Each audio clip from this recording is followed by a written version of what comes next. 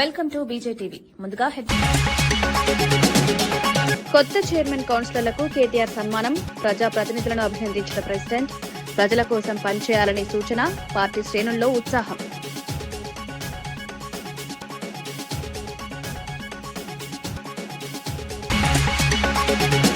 అమరావతిపై జగన్ పై AB Venkateswararao ఆరోపణలు. చంద్రబాబుకు కెరీట్ తాకూడదనే కుట్ర జరుగుతోందని వ్యాఖ్య. 3 రాజధానుల పేరుతో అభివృద్ధి అడ్డుకుంటున్నారు. అమరావతి భవిష్యత్తుపై అనిశ్చితి.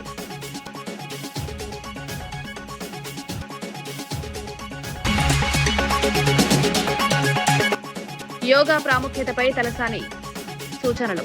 ఆరోగ్యం కోసం యోగా జీవితంలో భాగం కావాలని సూచన. మొబైల్ అలవాటు తగ్గించి సంప్రదాయాలు పాటించాలని పిలుపు. యోగా కేంద్రాలకు సహాయం అందిస్తామని హామీ.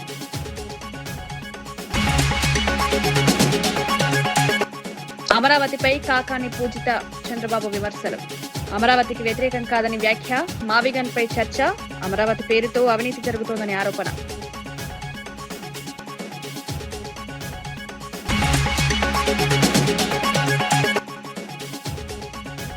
బండి సంజయ్ వ్యాఖ్యలపై బీజేపీ నేతల తీవ్ర స్పందన. అనుచిత వ్యాఖ్యలను వెంటనే వెనక్కి తీసుకోవాలని డిమాండ్. బీజేపీ దేశానికి చేస్తున్న సేవ అని వ్యాఖ్య. పరస్పర గౌరవం పాటించాలని సూచన. భువనగిరి ఎంపీ చామల కిరణ్ కుమార్ రెడ్డి జీవన్ పార్టీ మార్పుపై తీవ్రంగా స్పందించారు. కాంగ్రెస్ పార్టీ జీవన్ రెడ్డికి ఎంతో గౌరవం ఇచ్చిందన్నారు. 14B ఫారాలు, మున్సిపల్ ఎన్నికల్లో 20 స్థానాలు ఇచ్చామని గుర్తు చేశారు. జగిత్యాల డీసీపీ అధ్యక్ష పదవిని కూడా ఆయన వర్గానికే కేటాయించామన్నారు. ఇంత గౌరవం ఇచ్చిన పార్టీపై అసత్య ఆరోపణలు చేయడం తగదన్నారు. బీఆర్ఎస్ అవమానాల పార్టీగా మారిందని విమర్శించారు. కేటీఆర్ రాజకీయ లాభం కోసం జగిత్యాలకు వెళ్లారన్నారు. జీవన్ రెడ్డి కేసీఆర్ ను కలవడం ప్రజలకు ఆశ్చర్యకరంగా ఉందన్నారు. మీ యొక్క బీఆర్ఎస్ పార్టీ అవమానానికి గురైతాయి. మీరు చేసిన అవమానాలు ఒకవేళ చిత్రగుప్తుని చిట్టా తీస్తే మరి మా జీవన్ రెడ్డి గారు ఏమనుకోని మీ దాంట్లోకి వచ్చిండో మరి ఆ అవమానాల లిస్టు చూసుకోలేదో ఏమో. ఇవాళ మీ ఫామ్ హౌస్ కి నిన్న పోయి పెద్ద మనిషికి మీ నాయనకి చెప్తుండు, దేవుడే నన్ను పంపించిండన్నా మీ పార్టీలో పనిచేయమని. నేను ఒక్కటే చెప్తున్నా, జీవన్ రెడ్డి గారు, కాంగ్రెస్ పార్టీ 14 సార్లు బీఫామ్ ఇచ్చింది మీకు. కాంగ్రెస్ పార్టీలో మీరు ఈ రోజు ఉన్న పరిస్థితిలో కూడా మిమ్మల్ని పెద్ద మనిషి లెక్క ఉండాలని మన 50 ఉంటే 20 బీఫాములు మీకు ఇచ్చింది లోకల్ బాడీ, ఏది మున్సిపల్. డీసీసీ అధ్యక్షులు నీ మనిషికే ఇచ్చింది. వాళ్ళ పార్టీలో ఏం జరిగిందో తెలుసా? నేను లిస్టు చెప్పక ముందు 2-3 ఎగ్జాంపుల్స్ నీ విషయంలో చెప్తా. జీవన్ రెడ్డి గారు గతంలో వాళ్ళ పార్టీలో ఉన్నటువంటి తుమ్మల నాగేశ్వరరావు గారిని కాదని అక్కడ కాంగ్రెస్ లో గెలిచినటువంటి ఉపేందర్ రెడ్డిని తీసుకుంటే సభ్యత్వ నమోదు పత్రాలు కూడా ఇలే, దారుణంగా అవమానించారు. జూపల్లి కృష్ణారావు గారిని కొల్లాపూర్ లో హర్షవర్ధన్ రెడ్డిని తీసుకుని ఆయన పరిస్థితి అదే. ఇక ఆయన అసలు పార్టీలో ఏదైతే చూసిర్రు ఆయన. అవమానం అంటే అది. నీకు దర్జాగా చూసుకుంది కాంగ్రెస్ పార్టీ. వాళ్ళ హయాంలో పార్టీ పెట్టక ముందు నుంచి, అంటే కేటీఆర్ గారు మధ్యలో 2009లో వచ్చి పార్టీ పెట్టక ముందు నుంచి గాదే ఇన్నయ్య పరిస్థితి ఏమైందో తెలుసుకోండి. నరేంద్ర పరిస్థితి ఏమైందో తెలుసుకోండి. పార్టీ పెట్టి 2014లో ముఖ్యమంత్రి డిప్యూటీ సీఎం రాజయ్యను ఇమీడియట్ గా పార్టీలోకి వెళ్ళి తీసి అవమానించారు. తర్వాత వాళ్ళ కొంత కుటుంబంలో 2వ సారి అధికారంలోకి వచ్చినప్పుడు హరీష్ రావుని అవమానించారు మంత్రి పదవి ఇవ్వకుండా. కవిత లిక్కర్ స్కామ్ గురించి ప్రజలు మాట్లాడకముందే ఇంట్లో మాట్లాడారు, లిక్కర్ రాని అని అవమానించి రామను. ఇక అట్లా చెప్పుకుంటూ పోతే 3వ స్థానంలో ఉన్నటువంటి ఈటల రాజేందర్ బీసీ బిడ్డ పరిస్థితి ఏమైంది? ఇదే పొంగులేటి శ్రీనివాసరెడ్డి గారు, ఇదే తుమ్మల నాగేశ్వరరావు గారు, ఇదే జూపల్లి కృష్ణారావు గారు, ఇట్లా చెప్పుకుంటూ పోతే ఆ పార్టీల అవమానాలకు గురైన సంఖ్య 20-30 మంది పెద్ద లీడర్లు ఉంటారు. వాళ్ళే కాక చెప్పుకోలేక అంతర్మదనం పడి గేట్ కాడ పోయి అపాయింట్మెంట్ లేక తిరిగి వచ్చిన వాళ్ళు ఇంకెంతమంది కూడా తెలియదు. ఇలా ఆయన పోయి మాజీ మంత్రి గుడివాడ అమర్నాథ్ సీఎం చంద్రబాబు నాయుడుపై తీవ్ర విమర్శలు చేశారు. ప్రజలు 4వసారి మోసపోయారని ఆరోపించారు. ఎన్నికల హామీలను అమలు చేయకుండా టీడీపీ ప్రభుత్వం రాష్ట్ర భవిష్యత్తును ప్రమాదంలోకి నెట్టిందన్నారు. ముఖ్యంగా విశాఖ రైల్వే జోన్ సాధనలో ప్రభుత్వం విఫలమైందని విమర్శించారు. 5 దశాబ్దాల డిమాండ్ను వైసీపీ పోరాటంతో సాధించామన్నారు. అయితే ఇప్పుడు ఆ జోన్ అమలు విషయంలో నిర్లక్ష్యం వహిస్తున్నారని మండిపడ్డారు. ఉత్తరాంధ్ర అభివృద్ధిని పట్టించుకోవడం లేదన్నారు. ప్రజల ఆశలను వమ్ము చేస్తున్నారని ఆరోపించారు. షర్మిలమ్మ గారు ఏంటంటే చంద్రబాబు నాయుడు గారి బూట్లో చిలకైపోయారు. కాంగ్రెస్ పార్టీ భావ సారూప్యత విధానాలు కాదు ఆవిడవి. షర్మిలమ్మ గారివి బాబు సారూప్యత విధానాలు ఇప్పుడంతా. అంటే బాబు గారు ఏమనుకుంటే, చంద్రబాబు నాయుడు గారు ఏం చెప్తే, చివరికి అన్న మీద విమర్శ చేయడానికి కూడా వెనకాడినటువంటి పరిస్థితుల్లో వారు ఉన్నారు. దానికి మేము బాధపడగలం, తిరిగి వారికి సమాధానం చెప్పాలని తప్ప వారే తెలుసుకోవాలి. అంటే కనీసం మనం చేస్తున్నటువంటి విమర్శ కరెక్టా కాదా, మనం చేస్తున్నటువంటిది మాట్లాడేటువంటి మాట నిజమా కాదా, చంద్రబాబు నాయుడు గారి ఇంటి నుంచి స్క్రిప్ట్ వస్తుంది, వారు మాట్లాడతారు. ఎప్పుడైతే చంద్రబాబు నాయుడు గారికి రాజకీయంగా ఇబ్బంది ఉంటుందో, ఇబ్బంది ఉన్నప్పుడల్లా షర్మిలమ్మ గారు బయటకు వస్తారు.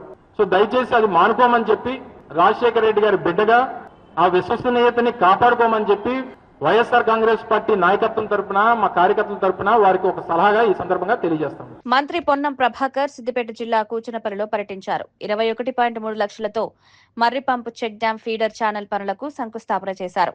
హుస్నాబాద్ నియోజకవర్గ అభివృద్ధికి కట్టుబడి ఉన్నామన్నారు. ఇండస్ట్రియల్ కారిడార్, 4 లైన్ రోడ్ల నిర్మాణం చేపడతామని ప్రకటించారు. నియోజకవర్గాన్ని ఆదర్శంగా తీర్చిదిద్దుతామన్నారు. చిగురు మామిడిలో తెలంగాణ మోడల్ స్కూల్ స్థలాన్ని పరిశీలించారు. విద్య, ఉపాధి అవకాశాలను పెంచేందుకు చర్యలు తీసుకుంటామన్నారు. స్థానిక ప్రజలు కార్యక్రమానికి హాజరై మంత్రి నిర్ణయాలను స్వాగతించారు. అభివృద్ధి పనులు వేగంగా పూర్తి చేయాలని కోరారు. ఇది కాక కూడా పనిముట్ల పంపిణీ కూడా హుస్నాబాద్ లో ఉంది. వివిధ జరుగుతున్న అభివృద్ధి కార్యక్రమాలను పర్యవేక్షిస్తూనే కొత్త కార్యక్రమాలను ఇంకా వేగవంతంగా చేయడానికి, జరుగుతున్న పనులు వేగవంతంగా చేయడానికి కొత్తవి కూడా శాంక్షన్ చేసుకున్నాం. న్యాక్ సెంటర్ శాంక్షన్ చేసుకున్నాం. అదేవిధంగా న్యాక్ సెంటర్ లో కూచనపల్లి ఏరియా లోపల వస్తుంది. మాలపల్లి శివారు లోపల ప్రజలకు ఉపయోగపడే విధంగా ఇక్కడ పని విధానంతో వాళ్ళందరూ కూడా ట్రైనింగ్ ఇచ్చి ఉపాధి అవకాశాలు మెరుగుపరిచేటువంటి ప్రయత్నం చేస్తారు. శేరిలింగంపల్లి పాపిరెడ్డి కాలనీలో ఫంక్షన్ హాల్ దుస్థితిపై బీఆర్ఎస్ నాయకులు ఆగ్రహం వ్యక్తం చేశారు. మారబోయిన రవికుమార్ యాదవ్ పరిశీలనలో భవనం అస్తవ్యస్తంగా ఉందన్నారు. సీలింగ్ పెచ్చులు ఊడిపోతున్నాయని, కరెంటు సౌకర్యాలు సరిగా లేవన్నారు. డైరెక్ట్ కనెక్షన్ వలన ప్రమాదం జరిగే అవకాశం ఉందని హెచ్చరించారు. బాత్రూంలలో కనీస సదుపాయాలు లేవని ఆరోపించారు. స్థానిక కార్పొరేటర్, ఎమ్మెల్యే ప్రజల అవసరాలను పట్టించుకోవడం లేదన్నారు. మధ్యతరగతి కుటుంబాలకు ఈ హాల్ అవసరం ఉందని చెప్పారు. ఈ యొక్క పాపిరెడ్డి కాలనీ, ఆరం టౌన్షిప్ మరియు ఆర్జీకే, సురభి కాలనీ మొత్తం ఇక్కడ ఉన్నటువంటి కాలనీ కూడా ప్రజలందరికీ నా నమస్కారం తెలియజేస్తూ ఉన్నాను. ముఖ్యంగా మా బీఆర్ఎస్ నాయకులకు ప్రత్యేక ధన్యవాదాలు, నమస్కారం తెలియజేస్తూ ఉన్నా. ఈరోజు మేము పాపిరెడ్డి కాలనీ మల్టీపర్పస్ ఫంక్షన్ హాల్కి సందర్శించాం.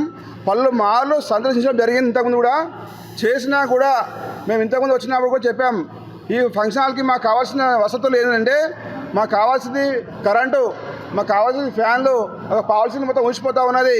నేను కిచెన్ బాగలేదు, బాత్రూమ్లు బాగలేవు, సరి చేయాలి.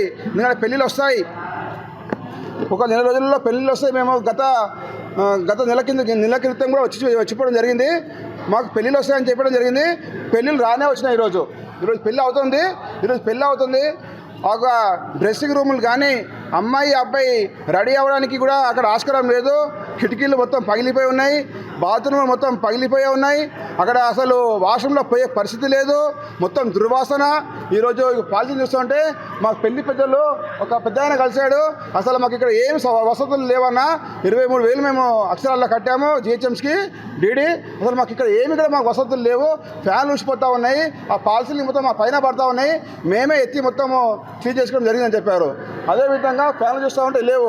ఇప్పుడేమో మనం చూస్తూ ఉంటే మనకి ఇప్పుడు ఎండాకాలం, మా సమ్మర్ కాబట్టి చాలా ఇక్కడ ఉబ్బరిస్తుందన్నా. మాకు అసలు ఏం లేదు, కరెంట్ లేదన్నా, ఒక్క స్విచ్ బోర్డు కూడా లేదు, ఒక్క స్విచ్ బోర్డు కూడా లేదు. మొత్తం మీరు చూడండి అన్న, ఒక్కటన్నా ఒక స్విచ్ బోర్డు లేదు. వాళ్ళు కరెంట్ కూడా డైరెక్ట్ మెయిన్ నుంచి తీసుకురు. అంటే ఈ పరిస్థితి, ఈ యొక్క దుర్మార్గమైన పరిస్థితి మాకెందుకు రావాలి? మీరే చెప్పండి కాంగ్రెస్ నాయకులారా. మీకు ఓట్లేసి గెలిపించినందుకు మాకు మాకు ఇది ఒక పరిస్థితి, ఈ ఘోర పరిస్థితి మాకు అవసరమా? ఈ ప్రజలు మధ్యతరగతి ప్రజలు ఈరోజు ఈ యొక్క బాధ అనుభవించాల్సిన అవసరం ఏముంది? మా కేసీఆర్ గారు ఇంత బ్రహ్మాండంగా ఈ యొక్క కన్వెన్షన్ రీతిలో కడితే ఈరోజు మీరు ఈ ఫంక్షన్ హాల్ని ఎందుకు ఇంత నిర్లక్ష్యం చేసి ఇలా మొత్తం ఖరాబ్ చేస్తూ ఉన్నారు? మాకు ఒకటే డిమాండు, మాకు కావాల్సింది తక్షణమే మాకు కరెంట్ కావాలి, స్విచ్ బోర్డులు అయిపోవాలి, ఈ ఫ్యాన్లు మొత్తం వంకర అయిపోయినాయి, పాలసీలు పగిలిపోయినాయి, మాకు పాలసీలు సరి చేయాలి. అదేవిధంగా మాకు వాటర్ ఫెసిలిటీస్ వాటర్ కావాలి. ముఖ్యంగా మాకు ఏంటంటే అమ్మాయి అబ్బాయి రెడీ అవ్వడానికి కావాల్సినటువంటి 2 గదులు నీట్గా చేయాలి. అందులో ఉన్నటువంటి తెలంగాణ తోటి మెహతార్ కమ్యూనిటీ సంఘం 12వ వార్షికోత్సవం బొల్లారం కొత్త బస్తీ కమ్యూనిటీ హాల్లో నిర్వహించారు. ఈ కార్యక్రమానికి కంటోన్మెంట్ ఎమ్మెల్యే గణేష్ ముఖ్య అతిథిగా హాజరయ్యారు. డాక్టర్ బాబాసాహెబ్ అంబేద్కర్ చిత్రపటానికి పూలమాలలు వేసి నివాళులర్పించారు. అనంతరం సభలో మాట్లాడుతూ అంబేద్కర్ స్ఫూర్తితో దళితుల హక్కుల కోసం పోరాడుతున్న సంఘ సభ్యులను అభినందించారు. సమాజంలో సమానత్వం కోసం అందరూ కలిసి పనిచేయాలని సూచించారు.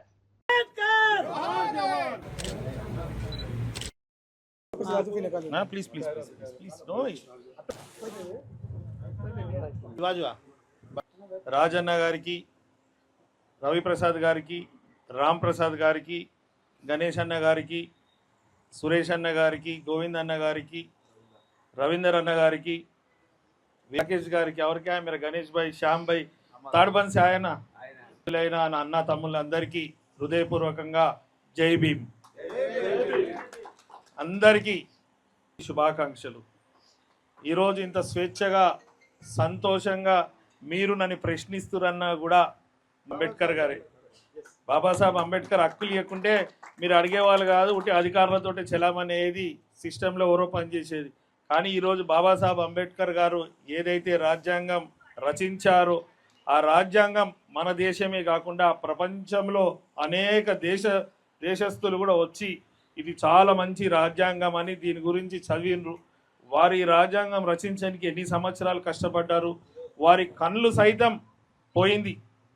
చివరి దినంలో ఆయన కన్ను కూడా చూపు లేకుండా అయింది. ఎందుకంటే వారు అంత కష్టపడి దాని మీద రాసిర్రు. ఎన్ని లోపాలు ఉన్నాయి ఈ దేశంలో, ఇవన్నీ తొలగిపోయి సమానత్వం రావాలి, అందరికీ మేలు జరగాలి, అన్ని వర్గాలు బాగున్నప్పుడే సంపూర్ణమైన భారతదేశం డెవలప్మెంట్ అవుతా అని ఒక ఆలోచనతో రిజర్వేషన్లు ఇవ్వడం. మన అమరన్న చాలాసేపు నన్ను కూర్చోబెట్టి చాలా బ్రెయిన్ వాష్ చేసిండు. ఆ రోజు కూడా అనుకున్నా వీళ్ళ బాధ వీళ్ళ ఆవేదన నాకు అర్థమైంది. మా సంఘానికి ఒకటే ఒక కమ్యూనిటీ హాల్ ఉంది. ఆ కమ్యూనిటీ హాల్ కూడా సగంలోనే ఆగిపోయింది, కంప్లీట్ కాలే. దీనికి ఒక కాంపౌండ్ వాల్ లేదు. మేమేమైనా ఈవెంట్స్ చేసుకోవాలన్నా, మేమేమైనా ఫంక్షన్స్ చేసుకోవాలన్నా మేము ఇది ఒక్కటే దిక్కై ఉంది. దీనికి డబ్బులు కేటాయించాలి, గతంలో చేయలే అంటే ఇప్పుడు గతం గురించి నేను పోదలుచుకోలేను. ఇక్కడ ప్రతిదానికి మీరందరూ కూడా నేను నిరాహార దీక్ష చేసినప్పుడు అమరన్న, నరసింహనన్న, కదీర్ అన్న, వేణుగోపాల్ రెడ్డి అని ఇక్కడ ఉన్న వాళ్ళందరూ వచ్చిర్రు. ఏమని కంటోన్మెంట్ బోర్డుని మెర్జర్ చేయాలి, మల్కాజ్గిరి. బీజేపీ నేతలపై సనాతన ధర్మంపై అనుచిత వ్యాఖ్యలు చేసిన బీఆర్ఎస్ నాయకుడు నిరుగొండ జగదీష్ గౌడ్ పై బీజేపీ నేతలు తీవ్రంగా స్పందించారు. వెంటనే వ్యాఖ్యలను వెనక్కి తీసుకోవాలని డిమాండ్ చేశారు. బీజేపీ ప్రపంచంలోనే అతిపెద్ద పార్టీగా దేశానికి సేవ చేస్తోందన్నారు. బండి సంజయ్ గురించి మాట్లాడే అర్హత బీఆర్ఎస్ నేతలకు లేదన్నారు. ప్రజలు మిమ్మల్ని అధికారం నుంచి దించారని వ్యాఖ్యానించారు. డబ్బులు ఖర్చు చేసి పండుగలు జరిపితే గొప్ప హిందువులు కాదన్నారు. పరస్పరం గౌరవం పాటించాలని సూచించారు. మీరు సాయంత్రం అయితే మందు తాగుతుందని తెలుసు నాకు, కానీ ఆ రోజు మీరు ప్రెస్ మీట్ ఇచ్చే ముందు కూడా మందు తాగిరని చెప్పేసి మీ మాటలలో తెలుస్తుంది. ఇదేనా సంస్కారం? ఇదేనా సభ్యత? ఇక్కడున్న మల్కాజ్గిరి ఎమ్మెల్యే మర్రి రాజశేఖర రెడ్డి గారు మీ కార్యకర్తలను ఇదే విధంగానా మీరు ఏ విధంగా మీరు నేర్పిస్తున్నారు? సిగ్గుపడాలి. ఈరోజు పార్టీలకు అతీతంగా కదా మీ మీద దాడి జరుగుతున్నప్పుడు ఇక్కడ ఉన్న ప్రజలందరూ సంఘీభావం వ్యక్తం చేశారు. మీకు నిన్నగాక మొన్న పోయి జరిగిన దాడిలో కూడా పార్టీలను పక్కన పెట్టినాము, మల్కాజ్గిరి స్థానికుడి పైన దాడి జరిగిందని చెప్పేసి మర్చిపోయినావా? భారతీయ జనతా పార్టీ నాయకులు దొంగల. దేనికి దొంగలు? పండుగలు చేస్తే మల్కాజ్గిరిలో మీ తప్ప ఎవరు చేయడా? అంటే మీ సొంత ఖర్చులు పెట్టుకొని మీ ఫ్లెక్సీలు వేసుకుంటే ఇక మీరు పండుగలు చేసుకున్నట్టే, లేకపోతే మల్కాజ్గిరిలో పండుగలు అనేదే జరిగాయా? సనాతన ధర్మం జోలిక, సనాతన ధర్మం అడ్డు పెట్టుకొని భారతీయ జనతా పార్టీ 500 సంవత్సరాలు ఏం బీకిరయా వల్ల గతంలో ఉన్న ప్రభుత్వాలు? రామ మందిర నిర్మాణం ఇదే భారతీయ జనతా పార్టీ, ఇదే నరేంద్ర మోడీ గారి నాయకత్వంలో చేసింది. భారతీయ జనతా పార్టీ చెప్పిందే చేస్తుంది, చేసిందే చెప్తుంది. అది భారతీయ జనతా పార్టీ కనుక అది దాని యొక్క సిద్ధాంతం, కమిట్మెంట్. సిగ్గుపడాలి. ఇన్ని రోజులు ఎప్పుడు కలిసినా అన్నాన్ని పిలుచుకునే మర్యాదను కోల్పోయినావా? ఈరోజు నువ్వు ఓ కార్యకర్తగా ఆవేదనతో మాట్లాడుతున్నా. ఇదే మల్కాజ్గిరిలో బీఆర్ఎస్ నాయకులు కొత్త కాదు, ఇదే మల్కాజ్గిరి ప్రాంతంలో బీజేపీ నాయకులకు కొత్త కాదు. వాళ్లకు మాకు అందరికి కూడా పరిచయాలు ఉన్నాయి. మొదటి నుంచి కూడా మల్కాజ్గిరిలో మంచి వాతావరణం ఉంది. ఎలక్షన్ల మూమెంట్లో మనం రాజకీయాలు చేస్తాం, ఎలక్షన్ల కోసం కొట్లాడతాం. తర్వాత అన్న తమ్ముడు అనే ఒక రిలేషన్ మన దగ్గర ఉంది. మరి అన్ని మర్చిపోయినావా అన్న? ఒక్కటేసారి ఎలక్షన్లు రానున్న కాలంలో ఎలక్షన్లు ఉన్నాయని చెప్పి మరి మీ పార్టీ అధిష్టానం మీకేమైనా చిన్న చూపు చూస్తుందా? మీ ఎమ్మెల్యే గారికి మీకేమైనా భేదాభిప్రాయాలు వచ్చినాయా? మరి ఎందుకని ఇట్లా మాట్లాడడం మాకు అర్థం కాదు. కానీ నిజంగా చెప్తున్నా, జగదీష్ అన్న గారు భారతీయ జనతా పార్టీ నాయకులని అరే దొంగల్లారా అని అన్నప్పుడు మీకు ఏ రకంగా రేపు పొద్దుగాల మీకు మర్యాద ఇవ్వాలన్నా మేము? అంటే భారతీయ జనతా పార్టీ కండవ కప్పుకొని మేము దొంగలం అయితే మేము గమనుకోవాలి మీరు ఆ మాట అంటే? నిజంగా భారతీయ జనతా పార్టీ దొంగలైతే, అంత శుద్ధపూసలు బీఆర్ఎస్ నాయకులు అయితే మరి ఎందుకన్నా ప్రజలు మిమ్మల్ని దూరం పెట్టారు? 10 సంవత్సరాలు మీరే కదా అధికారంలో ఉన్నది, మరి ఎందుకు మీ ప్రజల్లో దూరం పెట్టారు? ఏదైనా వర్షాకాలంలో పోయినసారి ఏదో అమౌంట్ 10,000 నిజంగా ఆ 10,000ల్లో సగం నొక్కి సగం ఇచ్చింది మీరే కదన్నా. ప్రజల చేత చీగొట్టించుకుంది మీరే కదన్నా. పోయినసారి ఎలక్షన్లో ఓడిపోయింది మీరే కదన్నా. ప్రజలతోని మీరు చీగొట్టుకొని దూరం పోయినాక ఇయ్యాల వచ్చి నీతులు మాట్లాడి ఏదో రాజకీయ పార్టీ అయిన భారతీయ జనతా పార్టీని మీరు ఏదో దుమ్మెత్తి పూసినంత మాత్రాన భారతీయ జనతా పార్టీకి ఒరిగేది ఏం లేదు. ప్రపంచంలో అతిపెద్ద రాజకీయ పార్టీ భారతీయ జనతా పార్టీ. భారతదేశంలో అత్యధిక యువత మెంబర్షిప్ కలిగిన పార్టీ భారతీయ జనతా పార్టీ. భారతదేశంలో 21 రాష్ట్రాల్లో అధికారంలో ఉన్న పార్టీ రాజకీయ పార్టీ భారతీయ జనతా పార్టీ. మీరు ఏడున్నారన్నా? ఉన్న ఒక్క తెలంగాణలో లింగులింగం అనుకుంటా ఒక్క తెలంగాణలో ఉంటే కూడా ఊసిపోయిందన్న. ప్రజలు మిమ్మల్ని ఫామ్ హౌస్కి పరిమితం చేశారు. మీరు తెలంగాణలో ఏం పీక్ పడేయలేక ఢిల్లీలో పోయి ఏదో పీక్ పడేద్దాం అనుకున్నారు. మీరు మిమ్మల్ని ఫామ్ హౌస్కి పరిమితం చేశారు. ఈ దొంగలు తెలంగాణలో ఏం చేయలేరు. తెలంగాణ అప్పుల కుప్పలు చేసి ఇవాళ ప్రజల మీద భారం పెట్టారు. వీళ్ళు భారతదేశం దగ్గరికి పోతే మొత్తం దేశాన్ని అన్యాయం చేస్తారని చెప్పి ప్రజలు మీ గురించి తెలుసుకొని ముందే మిమ్మల్ని దూరం పెట్టారు. అటువంటి పార్టీ అన్న మీది. మీరు ఏ పార్టీలో ఉన్నారో ముందు మీరు తెలుసుకోండి. మీ పార్టీలో ఏది మీ సిద్ధాంతాలు మీరు తెలుసుకోండి. సిద్ధాంతపరంగా హిందూ ధర్మం కోసం, దేశం కోసం, సమాజం కోసం పనిచేసే భారతీయ జనతా పార్టీ కార్యకర్తలని నాయకులు పట్టుకొని మీరు దొంగలారా, అరే తురే, ఖబర్దార్ ఎవరినన్నా నువ్వు బెదిరిస్తున్నావు. నువ్వు మల్కాజిగిరి ప్రాంతంలో నువ్వు మాకు పెద్ద ఉండొచ్చు, అంతేగాని పార్టీ కన్నా పెద్ద నువ్వు కాదన్నా. మా పార్టీ నాయకుల కన్నా పెద్ద నువ్వు కాదు. బండి సంజయ్ గారిని మీరు విమర్శిస్తారు అన్న. మీరు బండి సంజయ్ గారి గురించి ఒక్కసారి ఫామ్ హౌస్లో వండుకున్న మీ కేసీఆర్ని లేపడగలమ్మా. బండి సంజయ్ గురించి ఉలిక్కి పడతాడు. గద్దెలు దించింది ఎవరైతే శవాల కుప్పల మీదకి వెళ్ళిపోయి గద్దెనెక్కిండో మీ కేసీఆర్, మొత్తం మా బండి సంజయ్ గారి నాయకత్వంలో గద్దెని ఇట్లా కదిలించిందన్న. ఫామ్ హౌస్కి పరిమితం చేసింది మా బండి సంజయ్ గారు. ఆయన గురించి మాట్లాడే అర్హత మీకు ఎక్కడదన్న? మీకు అర్హత? మీ స్థాయి ఏంది? మీ మల్కాజ్గిరి కమిషనరేట్ పరిధిలో పోలీసులు కీలక గ్యాంగ్ ను అరెస్ట్ చేశారు. డీసీపీ శ్రీధర్ మీడియా సమావేశంలో వివరాలు వెల్లడించారు. గే యాప్ ద్వారా పరిచయం చేసుకుని బాధితులను టార్గెట్ చేసి దోపిడీలు చేస్తున్నారని తెలిపారు. బాధితుడిపై దాడి చేసి బంగారం, కార్, ఫోన్లు దోచుకున్నారన్నారు. 4 రోజుల్లో కేసును ఛేదించి 6గురిని అరెస్ట్ చేశారు. మరొక నిందితుడు పరారీలో ఉన్నారు. నిందితులు గతంలో పలు ప్రాంతాల్లో కూడా దొంగతనాలు చేసినట్లు వెల్లడించారు. యువత సోషల్ మీడియా యాప్ల విషయంలో జాగ్రత్తగా ఉండాలని సూచించారు. ఈ ఘటనతో పోలీసుల అప్రమత్తత మరోసారి స్పష్టమైంది. సేమ్ జెండర్ కి సంబంధించిన ఫిజికల్ రిలేషన్ కోరుకునే వ్యక్తులను ఐడెంటిఫై చేయడం జరుగుతుంది. వాళ్ళు ఆ యాప్లోకి వెళ్ళి వాళ్ళు ఎవరైతే ఈ రిలేషన్ కొరకు సెర్చ్ చేస్తున్నారో వాళ్ళని గుర్తించి వాళ్ళకు పరిచయం పెంచుకుంటారు. పరిచయం పెంచుకున్న అనంతరము ఫిజికల్ రిలేషన్ కల్పిస్తామనేటటువంటి అష్యూరెన్స్ తోటి వాళ్ళను పిలిపించుకోవడం జరుగుతుంది.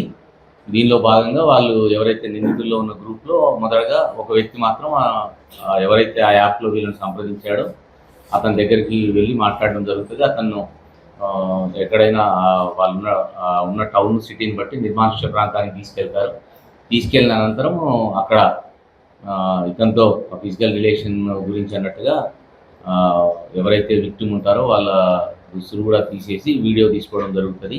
ఆ రిలేషన్ ఏర్పరచుకున్నట్టు భ్రమింపజేసి తర్వాత మిగతా వ్యక్తులు ఎవరైతే ఉంటారో నిందితులు వాళ్ళందరూ కూడా అక్కడికి చేరుకొని ఆ నిందితుల మీద అవసరమైన క్రమంలో దాడి చేస్తారు. అదర్వైజ్ బెదిరిస్తారు. బెదిరించేసి అతని దగ్గర ఉన్న డబ్బులు కానీ గోల్డ్ కానీ ఏదైతే ఉంటుందో దాన్ని దోపిడీ చేసుకొని వెళ్ళడం జరుగుతుంది. సింహాచలం శ్రీ వరాహ లక్ష్మీ నరసింహస్వామి దేవస్థానంలో కొత్తగా నిర్మించిన కళ్యాణ మండపాలను ప్రారంభించారు. మంత్రి డోలా వీరాంజనేయ స్వామి, దేవాదాయ శాఖ మంత్రి ఆనం రామనారాయణ రెడ్డి పాల్గొన్నారు. జనసేన నేత ఎమ్మెల్యే పంచకల రమేష్ బాబు, ఎమ్మెల్యే విష్ణుకుమార్ రాజు తదితరులు హాజరయ్యారు. 6.5 కోట్ల వ్యయంతో 4 కళ్యాణ మండపాలను నిర్మించారు. ప్రజల అవసరాలకు అనుగుణంగా ఈ నిర్మాణాలు చేపట్టినట్లు తెలిపారు. ఈ కార్యక్రమంలో పలువురు ప్రజాప్రతినిధులు పాల్గొన్నారు. దేవస్థాన అభివృద్ధికి ప్రభుత్వం కట్టుబడి ఉందన్నారు. భక్తులకు మెరుగైన సౌకర్యాలు అందించడమే లక్ష్యమన్నారు.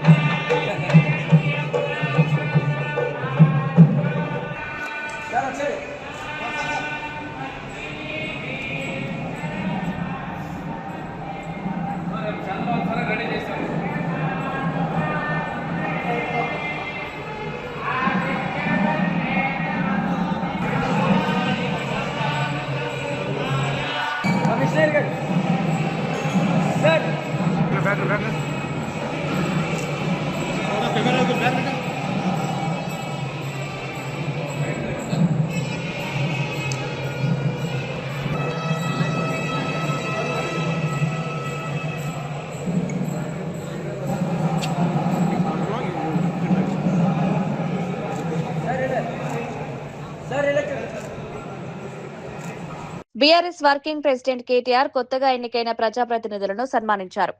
మంచిర్యాల జిల్లా క్యాతన్పల్లి మున్సిపాలిటీ చైర్మన్ సంధ్యారాణి కౌన్సిలర్లను అభినందించారు. ఆసిఫాబాద్ మున్సిపల్ చైర్పర్సన్ లక్ష్మి ఇతర ప్రజాప్రతినిధులను కూడా సత్కరించారు.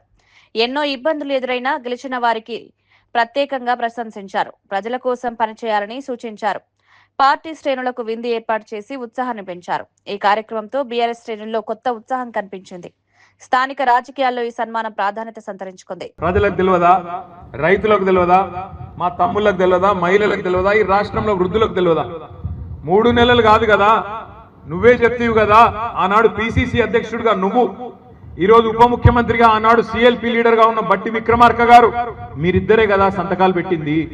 మీరిద్దరే కదా గ్యారంటీ కార్డులు అని చెప్పి ఇంటింటికి వంచింది.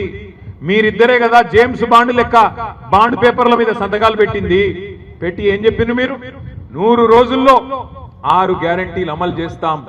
అటు సూర్యుడు ఇటు ఓడిచినా, ఇటు సూర్యుడు అటు ఓడిచినా అమలు చేసి తీరుతాం అని చెప్పినరా లేదా? 100 రోజుల్లోనే అన్ని చేస్తామని చెప్పింది. అదొక్కటే కాదు, నవంబర్లో తీసుకుంటే 2000, డిసెంబర్లో తీసుకుంటే 4000. నవంబర్లో తీసుకుంటే రైతు బంధు 10,000 వస్తుంది, డిసెంబర్లో తీసుకుంటే 15,000 వస్తుంది అని చెప్పి నమ్మబలికి మరి గద్దెనెక్కింది మీరు. 3 నెలల పిల్లలు పుట్టారంటున్న ముఖ్యమంత్రి గారు 30 నెలలు అవుతుంది.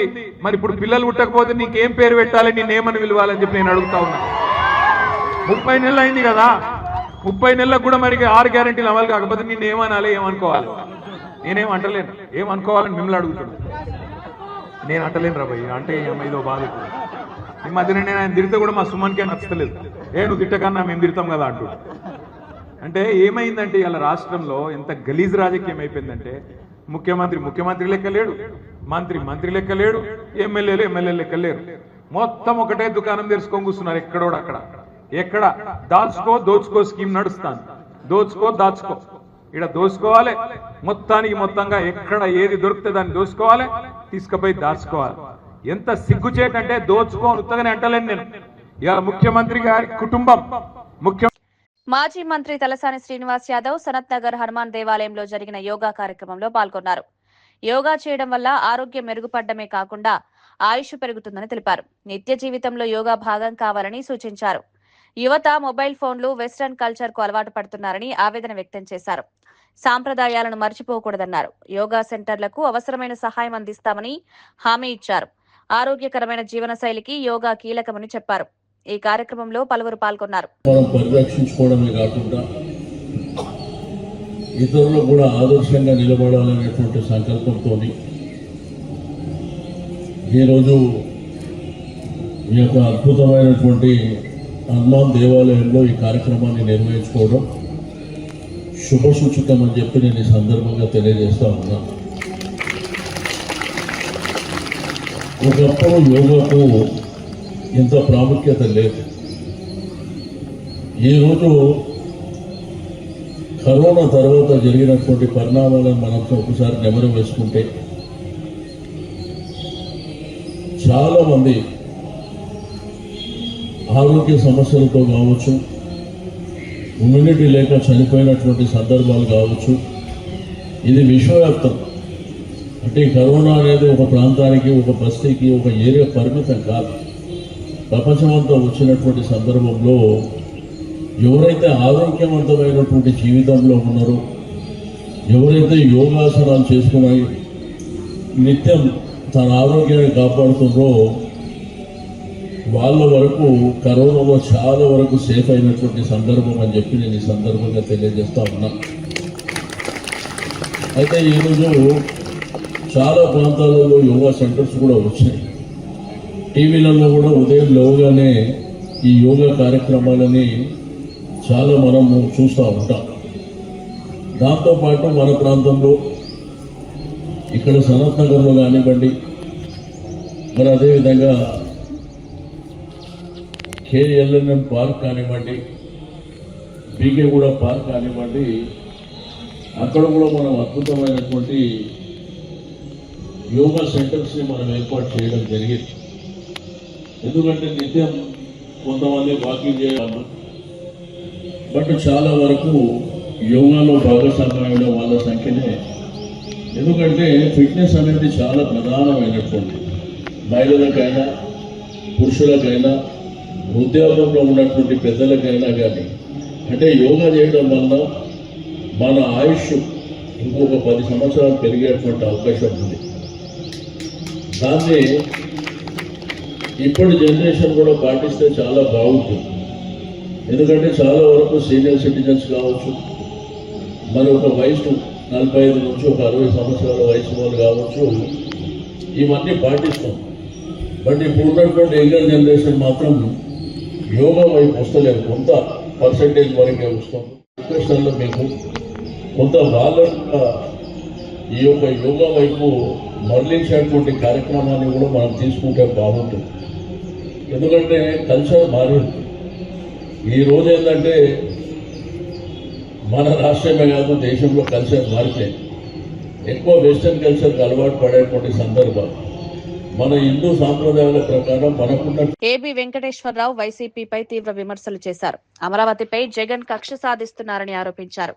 చంద్రబాబుకు క్రెడిట్ రాకూడదనే ఉద్దేశంతో 3 ముక్కలాట ఆడుతున్నారని విమర్శించారు. అమరావతిని నాశనం చేయాలనే కుట్ర జరుగుతోందన్నారు. ఎన్జీటీ నుంచి వరల్డ్ బ్యాంక్ వరకు ఫిర్యాదులు చేశారని ఆరోపించారు. వాళ్ళ పని అప్పుడుతో అయిపోయింది. రాజధాని పెట్టే బాధ్యత దాదాపుగా కొత్త ప్రభుత్వం మీదే పడింది. శివరామకృష్ణ కమిషన్ చెప్పింది. అసలు ఇవాళ పెద్దగా దాన్ని మనం లెక్కలోకి తీసుకోవాల్సిన పని లేదు. సరే, అక్టోబర్లో జరిగినటువంటి తీర్మానం టైంలో జగన్మోహన్ రెడ్డి గారు ఆయన చెప్పింది ఏంటంటే, మేము విజయవాడ ప్రాంతాల్లో రాజధాని పెట్టడానికి మాకు అభ్యంతరం ఏమీ లేదు, కానీ రాజధాని అనేది ఏదో చిన్నగా కడితే కాదు, కనీసం 30-40 వేల ఎకరాలు కావాలి అని చెప్పి ఆయన స్వయాన ఆయన నోటితో అన్నదే. అసెంబ్లీలో రికార్డు ఉంది. మనం ఏం కల్పించి చెప్తాంది కాదు. ఇది కొత్తగా ఎత్తుక్కుంటున్నారు కారణాలు. 2 లక్షల కోట్లు అవుద్ది, అదిగో కాంట్రాక్ట్ ఆడికిచ్చారు, ఈడికిచ్చారు, కారణాలు వెతుక్కుంటున్నారు, సాకులు వెతుక్కుంటున్నారు. ప్రజలు తెలుసుకోవాల్సిన విషయం ఇది. జగన్మోహన్ రెడ్డి గారికి తెలుసు ఆయన ఎందుకు ఏం చేస్తున్నాడో, ఎందుకు చేస్తున్నాడో. వాళ్ళ పార్టీ కార్యకర్తలకు కూడా తెలుసు వాళ్ళు ఎందుకు చేస్తున్నారో, ఏం చేస్తున్నారు. కేవలం మనకి ప్రజలుగా మనం అనుకోగలిగింది ఏంటంటే, అరే అమరావతి నా పేరుని కాకుండా ఎవరో పేరు కొట్టేస్తున్నారే, ఎవరో కట్టించిన ఖ్యాతి కొట్టేస్తున్నారే, దీన్ని నేను ఎలా సహించగలను, దీన్ని నాకు మింగుడు పడతలేదు, నాకు నిద్ర పడతలేదు, కాబట్టి దీన్ని ఎట్టి పరిస్థితుల్లోనూ వ్యతిరేకించాల్సిందే, నాశనం చేయాల్సిందే, ఆపాల్సిందే అన్న ఉద్దేశం ఆయన మైండ్లో పడిపోయింది. 2014 నుంచి 19 వరకు అమరావతిలో రాజధాని రాకుండా చూడాలని చెయ్యని ప్రయత్నం అనేది లేదు. ఎన్ని ప్రయత్నాలు ఉంటే అన్ని ప్రయత్నాలు చేశారు. వార్తలు ముగించే ముందు ముఖ్యాంశాలు మరోసారి. కొత్త చైర్మన్ కౌన్సిలర్లకు కేటీఆర్ సన్మానం, ప్రజాప్రతినిధులను అభినందించిన ప్రెసిడెంట్, ప్రజల కోసం పనిచేయాలని సూచన, పార్టీ శ్రేణుల్లో ఉత్సాహం.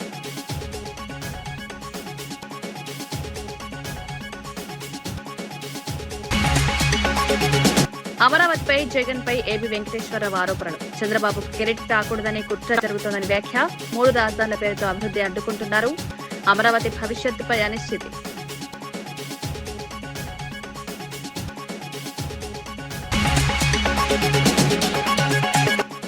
యోగా ప్రాముఖ్యతపై తలసాని సూచనలు, ఆరోగ్యం కోసం యోగా జీవితంలో భాగం కావాలని సూచన, మొబైల్ అలవాటు తగ్గించి సంప్రదాయాలు పాటించాలని పిలుపు, యోగా కేంద్రాలకు సహాయం అందిస్తామని హామీ.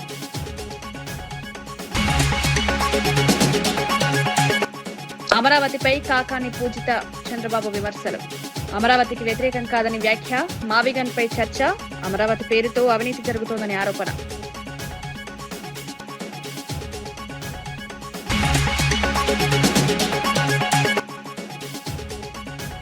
బండి సంజయ్ వ్యాఖ్యలపై బీజేపీ నేతల తీవ్ర స్పందన, అనుచిత వ్యాఖ్యలను వెంటనే వెనక్కి తీసుకోవాలని డిమాండ్, బీజేపీ దేశానికి చేస్తున్న సేవ అని వ్యాఖ్య, పరస్పర గౌరవం పాటించాలని సూచన.